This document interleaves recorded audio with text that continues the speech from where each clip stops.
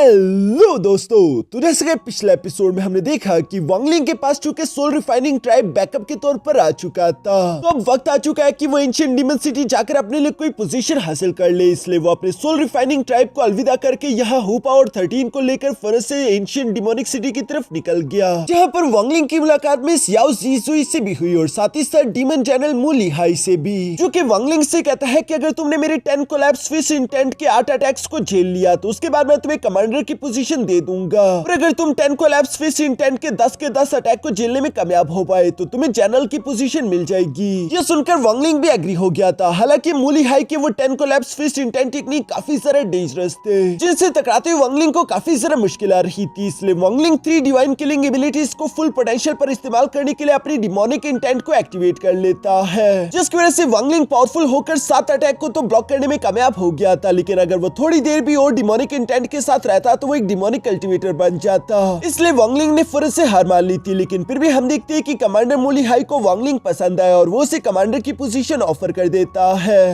अब आगे तो नेक्स्ट एपिसोड की शुरुआत यहाँ पर वांगलिंग से होती है, जो कि लगातार अपनी बॉडी के अंदर मौजूद डिमोनिक इंटेंट को सप्रेस करने की कोशिश कर रहा था, मगर काफी देर तक कोशिश करने के बावजूद भी वांगलिंग पूरी तरीके से कामयाब नहीं हो पाता और वो अपने मन में कहता है कि इतनी दिनों के सप्रेशन के बावजूद भी मैं अपनी बॉडी से डिमोनिक इंटेंट को कम्प्लीटली रिमूव नहीं कर पा रहा, मुझे कोई ना कोई दूसरा तरीका ढूंढना होगा। ये सब कहते हुए वांगलिंग अपने रूम से बाहर की तरफ आ जाता है, जहाँ पर 13 और हु पाओ पहले ही वांगलिंग का इंतजार कर रहे थे, और अब ये लोग एंशिएंट डीमन सिटी को एक्सप्लोर करना शुरू कर देते हैं, जहां चारों तरफ घूमते हुए वांगलिंग अपने मन में कह रहा था कि ये जगह हर एक स्टार से बिल्कुल अलग है। यहाँ का कल्चर, यहाँ का कल्टीवेशन स्टाइल ऐसा मैंने पहले कहीं पर नहीं देखा, सिवाय कुछ कार्विंग्स के। जो स्टोन कार्विंग मैंने खूबहू इमोर्टल रेल में भी देखे थे, कहीं ऐसा तो नहीं कि इस जगह को किसी इमोर्टल ने बनाया है। अगर ये बात सच है तो पास में जिस भी इमोर्टल ने इस जगह को बनाया होगा उसने यहाँ के इंसानों को लाइफ स्टॉक की तरह रखा है, ताकि वो वक्त आने पर इनका इस्तेमाल कर सके। सच में हेवन एंड अर्थ हर जगह ही जालिम है, वो किसी पर भी रहम नहीं करता, चाहे यहाँ अंदर हो या फिर बाहर की दुनिया में। वांगलिंग यहाँ पर ये सब सोचते हुए आगे की तरफ बढ़ ही रहा था, तभी अचानक एक शॉपकीपर बाहर की तरफ आते हुए यहाँ पर वांगलिंग को अपनी दुकान के अंदर वेलकम करते हुए कहता है कि प्लीज अंदर आइए, हमारी वाइन रेसिपी पूरे 10,000 साल पुरानी वाइन रेसिपी है और वो 9 प्रीफेक्चर में सबसे ज्यादा फेमस वाइन है। आप एक बार हमारी वाइन टेस्ट करेंगे तो आपको मजा ही आ जाएगा। दूसरी तरफ वांगलिंग भी पुरानी यादों को ताजा करने के लिए उस ऑफर को एक्सेप्ट कर लेता है, जहाँ रेस्टोरेंट में आकर बैठने के बाद हम देखते हैं कि इन लोगों को वाइन सर्व कर दी गई थी। जहां वाइन के कप को अपने सामने देखते हुए वांगलिंग अपने मन में कह रहा था कि इस तरह की वाइन मैंने कई सालों से नहीं पी, और इस वाइन को टेस्ट करती अचानक से वांगलिंग को पास के विजन आना शुरू हो गए थे, जहां पर वो अपने सामने जेंगहू को देखता है, जो कि वांगलिंग के साथ वाइन को टोस्ट करते हुए कह रहा था कि हेंग्यो सेक्ट को छोड़े हुए आज काफी अरसा गुजर गया। वांगलिंग भी अपने सामने जेंगहू को जिंदा देखकर काफी सारा खुश हो जाता है, लेकिन अगली लम्हे जेंगहू की लाश यहाँ वांगलिंग के सामने पड़ी हुई थी, जिसकी वजह से वांगलिंग शॉक में चला गया। और ये सब कुछ हमें बाहर की तरफ देखने को मिलता है कि वांगलिंग की डिमोनिक इंटेंट की वजह से हो रहा था, जो कि वांगलिंग की बॉडी पर कंट्रोल करने की कोशिश कर रही थी। वो धीरे धीरे करके वांगलिंग की बॉडी में फैलती जा रही है और वांगलिंग दोबारा से अपनी डिमोनिक इंटेंट फॉर्म में आ रहा था।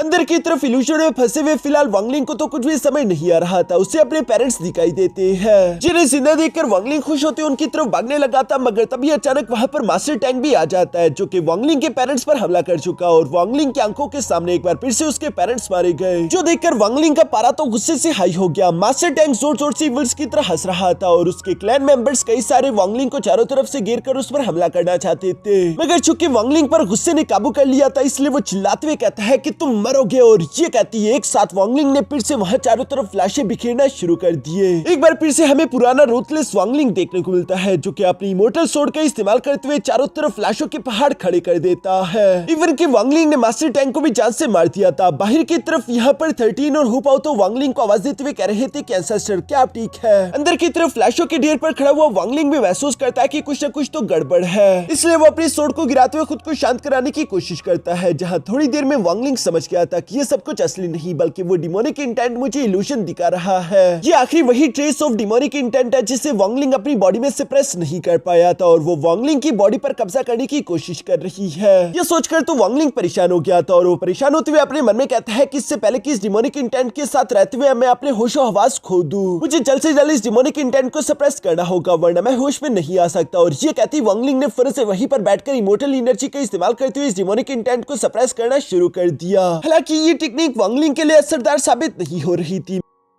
मगर तभी अचानक हम देखते हैं कि उस रेस्टोरेंट में कुछ सोल्जर्स यहाँ इंटर कर जाते हैं। जो सोल्जर्स चिल्लाते हुए कहते हैं कि हमारे कमांडर के लिए सबसे ज्यादा बेस्ट वाइन लाई जाए। इनके कमांडर का नाम सीमा यान था, जो कि सोल ट्रांसफॉर्मेशन के अर्ली स्टेज का कल्टीवेटर है और वो काफी ज्यादा एरोगेंट दिखाई दे रहा था, जो कि रेस्टोरेंट में बैठने के बाद हाथ का इशारा करता है और उसके सोल्जर फौरन वहां पर मौजूद लोगों को ऑर्डर देते हुए कहते हैं कि फौरन से रेस्टोरेंट को खाली कर दो, यहाँ पर कोई भी फजूल का आदमी नहीं होना चाहिए। जो सुनकर सब लोग घबराते हुए फौरन वहां से भाग गए। सिर्फ वांगलिंग, 13 और हु पाओ ही वहां पर बचे थे। यहाँ पर अब हमें जानने को मिलता है कि असल में सीमा यान ब्लैक आर्मर्ड बटालियन का कमांडर हुआ करता था, लेकिन चूंकि वांगलिंग को कमांडर की पोजीशन मिल गई इसलिए वो अब वाइस कमांडर बन जाएगा। और अपनी पोजीशन को इस तरह से अपने हाथ से जाता हुआ देखकर वो थोड़ा सा परेशान था, इसलिए उसके सोल्जर कहते हैं कि मास्टर आप बिल्कुल फिक्र ना करें, वो नया कमांडर चाहे जो मर्जी हो, हमारे ब्लैक आर्मर्ड बटालियन उसे बिल्कुल भी एक्सेप्ट नहीं करेगी। इस पर सीमा यान उस आदमी से सवाल करते हुए पूछता है कि क्या तुमने उस नए कमांडर के बैकग्राउंड के बारे में चेक किया कि आखिर वो कौन है और कहां से आया है। इस पर वो सोल्जर जवाब देते हुए कहता है कि वो एक आउटसाइडर है, जो कि कुछ जरा खास नहीं। इवन कि वो कमांडर मूली हाई के 10 कोलैप्स फेस इंटेंट के सामने भी टिक नहीं पाया था और उसने खुद ही हार मान ली थी, लेकिन फिर भी जनरल ने एक्सेप्शन दिखाते उसे कमांडर की पोजीशन ऑफर कर दी, जो सुनकर सीमा यान हंसने लगा। दूसरी तरफ वो सोल्जर तो यह सीमा यान को मक्खन लगाते हुए कहते हैं कि असली कमांडर तो आप ही है और अपनी इस पोजीशन को मेहनत से मिलिट्री मेरिट के थ्रू हासिल किया है। मुझे नहीं लगता कि ये बिल्कुल भी ठीक है कि किसी आउटसाइडर के लिए आप अपनी पोजीशन को इस तरह से स्टेप डाउन करके छोड़ दे। जिस पर बाकी के सोल्जर्स भी कहते हैं कि हाँ, हम भी इससे एग्री करते हैं। यह सीमा यान को तो काफी ज्यादा गुस्सा रहा था और वो गुस्सा होते हुए कह रहा था कि एक कमजोर आउटसाइडर, क्या उसे लगता है कि वो इतनी आसानी के साथ यहाँ पर आकर मुझसे मेरी पावर छीन लेगा? वो मेरी पोजीशन नहीं ले सकता, वो ये डिजर्व नहीं करता। ये सब कहते हुए सीमा यान अभी गुस्सा हो ही रहा था कि तभी अचानक उसकी नजर वांगलिंग, 13 और हु पाओ पर पड़ गई थी। क्योंकि ये लोग रेस्टोरेंट को छोड़कर नहीं गए थे, इसलिए सीमा यान गुस्सा होकर वाइन की पोटली यहाँ वांगलिंग की तरफ थ्रो करता है, जिसे 13 ने ब्लॉक कर दिया था और वो फौरन डिफेंसिव मोड में खड़ा हो जाता है, जहाँ पर वो सोल्जर कहते हैं कि तुम बेवकूफों को क्या बात समझ नहीं आई, यहाँ से चले जाओ। जिस पर 13 गुस्सा होते हुए जवाब देकर कहता है कि आखिर तुम्हारी हिम्मत कैसे हुई ये सब कहने की। इवन की हु पाओ ने भी पिछली बार से सीख लिया था और वो भी फौरन से खड़े होकर यहाँ पर अपने सोल रिफाइनिंग फ्लैग को निकालते हुए कहता है कि आखिर तुम्हारी हिम्मत कैसे हुई मेरे एंसेस्टर को डिसरिस्पेक्ट करने की। दूसरी तरफ वो 3 सोल्जर्स भी गुस्सा होते हुए कहते हैं कि लगता है कि तुम दोनों मरना चाहते हो और इसी के साथ इन पांचों के दरमियान जबरदस्त फाइट शुरू हो गई। यहाँ पर ये फाइट चल रही थी। वांगलिंग तो अपने डिमोनिक इंटेंट को सप्रेस करने में बिजी था, जबकि दूसरी तरफ सीमा यान भी मजे के साथ वाइन को एंजॉय कर रहा था और वो तिरछी आंख से वांगलिंग की तरफ देखता है, जहाँ वो देखते हुए कह रहा था कि ये आदमी कुछ अलग ही दिखाई दे रहा है। इसकी बॉडी के अंदर 2 खतरनाक फोर्सेस जो एक दूसरे को काटने की कोशिश कर रही है। पता नहीं आखिर ये आदमी है कौन। यहाँ पर हम देखते हैं कि 13 और हु पाओ ने अपनी पूरी कोशिश की, लेकिन वो 3 सोल्जर काफी ज्यादा ताकतवर थे और वो इन दोनों को हरा देते हैं। जिसके बाद वो सोल्जर गुस्सा होते हुए अपनी पावर्स को कंबाइन करके यहाँ एक स्पेयर क्रिएट करते हुए कहते हैं कि अब तुम तीनों जंगली यहाँ पर मरोगे। ये कहते हुए वो सोल्जर डिमोनिक एनर्जी से बनाए हुए स्पेयर का इस्तेमाल करके अभी वांगलिंग पर हमला करने ही वाले थे, मगर तभी अचानक हम देखते हैं कि वो स्पेयर हवा में ही रुक गया और उसकी डिमोनिक एनर्जी तीसी के साथ वांगलिंग की बॉडी के अंदर जाकर एब्सॉर्ब होना शुरू हो गई, जो देखकर तो किसी को भी समझ नहीं आ रहा था कि आखिर यहाँ पर ये सब चल क्या रहा है। इवन कि वो सोल्जर भी अपने स्पेयर को कंट्रोल नहीं कर पा रहे थे। जबकि दूसरी तरफ वांगलिंग के सोल्सी के अंदर हमें देखने को मिलता है कि जब वो वहां पर इमोर्टल एनर्जी का इस्तेमाल कर रहा था डिमोनिक इंटेंट को सप्रेस करने के लिए, तो ये दोनों एक दूसरे को बैलेंस आउट कर रहे थे। इसलिए वांगलिंग ने एक्सटर्नल फोर्स को एब्सॉर्ब करना शुरू कर दिया था ताकि वो उसी का इस्तेमाल करके इस डिमोनिक इंटेंट को सप्रेस कर सके। जो देखकर तो सीमा यान भी हैरान हो गया था कि ये आदमी डायरेक्टली मेरे सोल्जर्स की डिमोनिक एनर्जी को एब्सॉर्ब कर रहा है। इसलिए वो चिल्लाकर अपने सोल्जर से कहता है कि खुद की डिमोनिक एनर्जी को डीएक्टिवेट करो। लेकिन अब इन तीनों की डिमोनिक एनर्जी तो वांगलिंग के कंट्रोल में थी। वो इनके स्पीयर को तोड़ने के साथ और भी जरा तेजी से डिमोनिक एनर्जी को अपनी बॉडी के अंदर एब्सॉर्ब करने लगा, जहां पर हम देखते हैं कि वो एक्सटर्नल डिमोनिक एनर्जी का इस्तेमाल करते हुए अपनी बॉडी के अंदर मौजूद उस डिमोनिक इंटेंट को आखिरकार सप्रेस कर ही देता है। मगर ये सब करने के लिए वांगलिंग ने यहाँ पर उन तीनों सोल्जर की डिमोनिक एनर्जी को पूरी तरीके से निचोड़ दिया था, जिसके बाद आखिरकार वांगलिंग ने आंखें खोल दी थी। दूसरी तरफ हु पाओ और 13 तो ये देखकर खुश होते हुए कहते हैं कि एंसेस्टर आखिरकार आप जाग गए। दूसरी तरफ वांगलिंग भी उन्हें जख्मी हालत में देखकर फौरन से उन्हें हीलिंग पिल्स देता है। साथ ही साथ वो पैसे रखते हुए उठकर वहां से जाने लगा, क्योंकि वांगलिंग का काम यहाँ पर पूरा हो चुका था। मगर वांगलिंग को इस तरह से जाता हुआ देखकर सीमा यान गुस्से के साथ अपने एक फ्लाइंग स्वॉर्ड को क्रिएट करके वांगलिंग पर हमला करने की कोशिश करते हुए कहता है कि रुक जाओ। जिस तलवार को तो वांगलिंग ने काफी आसानी के साथ सिर्फ अपने बाएं हाथ से ही तोड़ दिया था और साथ ही साथ वांगलिंग जवाब देते हुए कहता है कि हमारी मुलाकात बाद में होगी। ये सब कहते हुए वांगलिंग फुल एटीट्यूड के साथ वहां से चला गया, जबकि सीमा यान समझ ही नहीं पा रहा था कि आखिर ये आदमी था कौन। इसके बाद नेक्स्ट सीन में हम देखते हैं जहां वांगलिंग अपने रूम में आकर बैठा हुआ था और वो डिमोनिक एनर्जी का इस बार इस्तेमाल करते हुए उस डिमोनिक इंटेंट को पूरी तरीके से अपनी बॉडी से रिमूव करना चाहता था। जो सब करते हुए वांगलिंग अपने मन में सोच रहा था कि पहले मैं इमोर्टल एनर्जी का इस्तेमाल कर रहा था इस डिमोनिक इंटेंट को सप्रेस करने के लिए। हालांकि ये दोनों बिल्कुल एक दूसरे से ऑपोजिट है। जैसे कि पानी और आग हो। इसी वजह से मेरे लिए ये काम करना मुश्किल हो रहा था, लेकिन चूंकि डिमोनिक एनर्जी और डिमोनिक इंटेंट दोनों एक ही सोर्स से निकले हुए हैं, तो मैं डिमोनिक एनर्जी का इस्तेमाल करते हुए इस डिमोनिक इंटेंट को अपनी बॉडी से रिमूव कर सकता हूँ। और ये सब कहते हुए वांगलिंग ने इस बार डिमोनिक एनर्जी का इस्तेमाल करते हुए अपनी बॉडी के अंदर मौजूद उस आखिरी डिमोनिक इंटेंट को बाहर की तरफ निकाल लिया था, ताकि ये डिमोनिक इंटेंट वांगलिंग के डाउ हार्ट को करप्ट ना कर सके। यहाँ पर वांगलिंग इस डिमोनिक इंटेंट को बाहर निकालने के बाद अपने पास ही रख लेता है, क्या पता फ्यूचर में ये वांगलिंग के ही काम आ जाए। यहाँ वांगलिंग ये सब करते हुए जैसे ही फ्री हुआ तभी अचानक बाहर से 13 की आवाज सुनाई दी, जो कि वांगलिंग से कहने लगा कि एंसेस्टर आपसे कोई मिलना चाहता है, जिससे वांगलिंग ने अंदर आने की इजाजत दे दी थी। वो आदमी भी अंदर की तरफ आते हुए यहाँ पर वांगलिंग से खुद को इंट्रोड्यूस करवाते हुए कहता है कि मेरा नाम है हानजिन और मैं एंशिएंट डीमन सिटी का एडमिनिस्ट्रेटिव ऑफिसर हूँ। मैं यहाँ पर जनरल मूली के ऑर्डर पर आया हूँ ताकि मैं आपको आपके आर्मी कैंप तक लेकर जा सकूँ। ये सुनकर वांगलिंग यहाँ पर हानजिन की तरफ देखते हुए अपने मन में कहने लगा कि इस आदमी ने अपने ऑरा को कंसील करके रखा हुआ है, मैं इसकी कल्टीवेशन को नहीं देख पा रहा।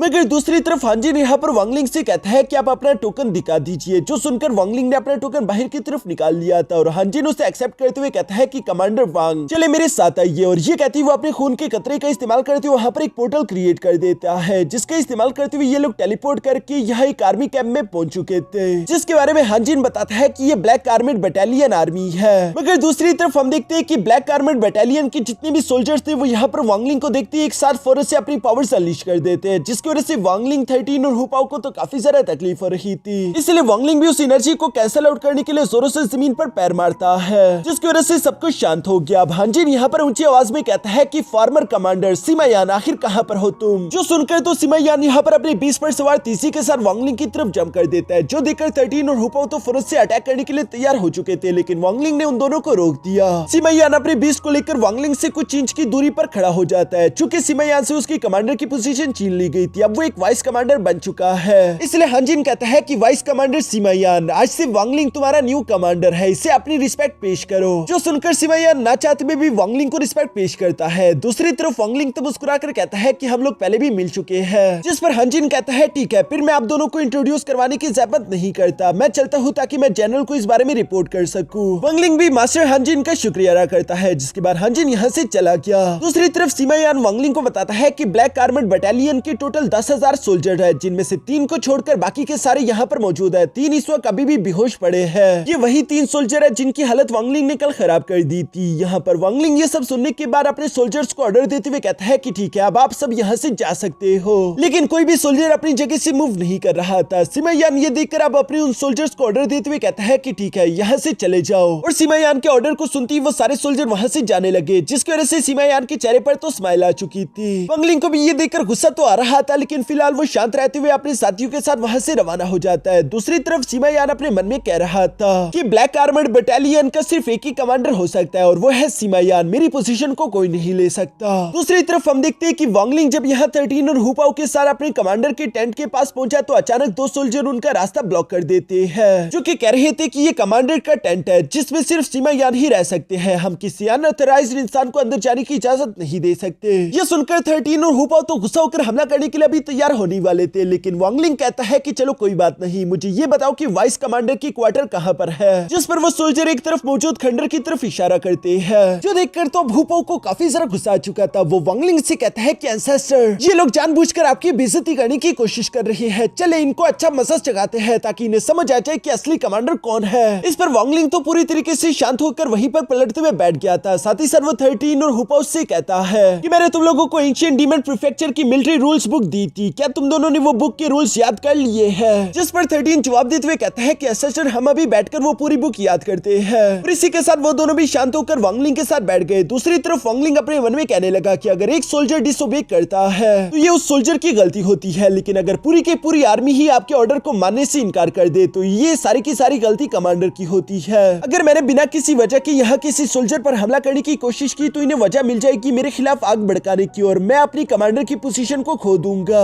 मुझे बेशक ब्लैक आर्मर्ड बटालियन में अपनी अथॉरिटी को कायम करना है, मगर ये इतना भी अर्जेंट काम नहीं, मैं कुछ दिन इंतजार तो कर ही सकता हूँ। और ये कहती वांगलिंग अगले कुछ दिन के लिए यहाँ 13 और हुपाओ के साथ वहीं पर शांति के साथ बैठा रहा, जहाँ पर हुपाओ और 13 लगातार मिलिट्री बुक्स के रूल्स याद करते रहे। इवन कि सिमायान भी यहाँ पर वांगलिंग को शांति से बैठा हुआ देखकर अपने मन में सोच रहा था कि आखिर ये आदमी करना क्या चाहता है, ये कोई भी मूव क्यों नहीं चल रहा, आखिर ये क्या प्लानिंग कर रहा है। सिमायान इसी बात को लेकर परेशान होते हुए यहाँ पर अपने कुछ और वॉरियर्स के साथ मिलकर बुलाकर एक मीटिंग करता है।